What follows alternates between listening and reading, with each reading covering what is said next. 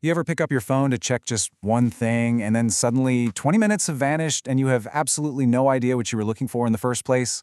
Yeah, me too. It really feels like our attention is just shrinking. So in this explainer, we're going to find out if that's actually true and what the science really says about our ability to focus in this crazy digital world. Let's start on the front lines, inside a classroom. This quote comes from a teacher with more than 15 years of experience, and she says she's seen a massive change in her students' ability to just pay attention. Not that long ago, she could keep them engaged for a 20-minute story. Now, she says 8 to 10 minutes is the absolute max before their eyes glaze over and she has to completely switch gears. And, that story from the classroom seems to back up a claim you've probably heard a million times, the one about our attention spans getting shorter than a goldfish's. But is that a real scientific fact, or is it just a catchy myth that got out of hand? Okay, so remember that report from 2015 that went totally viral? The one that said our attention span had dropped to 8 seconds, which is supposedly less than a goldfish? Well, according to Professor Art Kramer at Northeastern University, that is a complete myth. Human attention isn't some simple, fixed number. It's way more complex. It changes based on what you're doing and how motivated you are. So good news, the science says we are still outperforming the goldfish. But while the whole goldfish thing is a myth, the concern behind it is very, very real. Researchers have been tracking how long we can actually stick with a single task on a screen, and the results are pretty shocking. Back in 2004, the average was 2.5 minutes. Today, it has nosedived to just 45 seconds. That is a massive drop in a pretty short amount of time. So what's going on here? What's driving this incredible shift? If it's not something fundamentally wrong with our brains, then who's the main suspect? Well, all the evidence points overwhelmingly to those powerful little devices we carry around with us everywhere.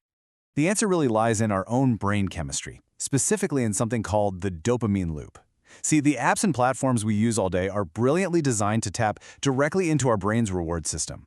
Every single notification, every like, every short video gives us a tiny little hit of this feel-good chemical called dopamine. And this cycle is so simple but unbelievably powerful. You watch a quick, fun video, your brain gets that little dopamine reward. And just like a slot machine, your brain immediately wants another hit. Over time, this literally trains our brains to want a constant stream of new, bite-sized information. And that makes deep, focused work feel really, really boring. This whole process creates the illusion that we're amazing multitaskers. But, the science tells a very different story. Constantly switching between your work and your social media feed comes at a huge cognitive cost. In fact, studies show that this kind of task switching can slash your productive brain power by up to 40%. It leaves you feeling exhausted and like you got nothing done. And let's be really clear here. This isn't some accident. It's all by design. Many researchers see these platforms not as neutral tools, but as intentionally engineered environments. They are built from the ground up with one specific goal: to capture and hold onto our attention by hijacking our brain's natural wiring. And the scientific consensus on this is getting stronger every day. The research is showing a really clear pattern. For instance, a big study in 2022 found that just 2 hours of screen time a day can actually double the risk of attention problems in kids. Other studies are now showing a direct link between all this media multitasking and the development of ADHD-like symptoms. This stuff is having a profound impact on our mental health. But, okay, while screens are obviously the main character in this story, it's a little too simple to blame only technology. There are definitely other powerful forces at play here that are weakening our collective focus. I mean, our entire lifestyle has changed in ways that just make it harder to focus. That late-night scrolling we all do, it steals the sleep our brains desperately need. We're getting bombarded by a constant stream of information, from endless news alerts, and for so many of us, the pandemic just completely erased the lines between work, home, and screen time, creating habits we're still struggling to break. But it's really important to look at this from another angle. Professor Art Kramer kind of pushes back on this idea that we're just helpless victims of our tech. He basically says that while our devices are designed to be distracting, they don't have to be. So from his point of view, the most crucial thing is our own intention. If you are 100% engaged in a conversation with a friend, the medium itself, whether it's happening face-to-face or on an app, doesn't really matter. The key is our ability to manage our environment and our own focus, not just to blame the tool in our hand. And that's a really empowering way to think about it, right? It means we're not powerless. If this problem has a bunch of different causes, it means it also has a bunch of different solutions. We actually have the ability to fight back and start reclaiming our concentration. Professor Kramer really pushes for a holistic approach. Building a more resilient brain isn't just about willpower.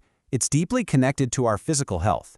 Things like improving your fitness, getting good quality sleep, and even learning a new skill like an instrument, all of those are proven ways to boost your cognitive functions and directly strengthen your attention span. And then you have the practical, everyday strategies. This is where you can take back control, like today. Go into your phone and turn off all those non-essential notifications. Create tech-free zones in your house, especially the bedroom. Try to break up your work into short, focused 15-minute sprints. These are small, deliberate actions that can totally reshape your environment to support your focus instead of constantly sabotaging it. So the big takeaway here isn't that our brains are broken. Actually, it's the opposite. The science of neuroplasticity shows us that our brains are constantly changing and adapting. Every scroll, every notification, and every single moment of deep focus is actively shaping our brain's wiring. The world around us is only going to get more distracting, which leaves us with a really important final question. Our brains are plastic. What are we going to shape them into?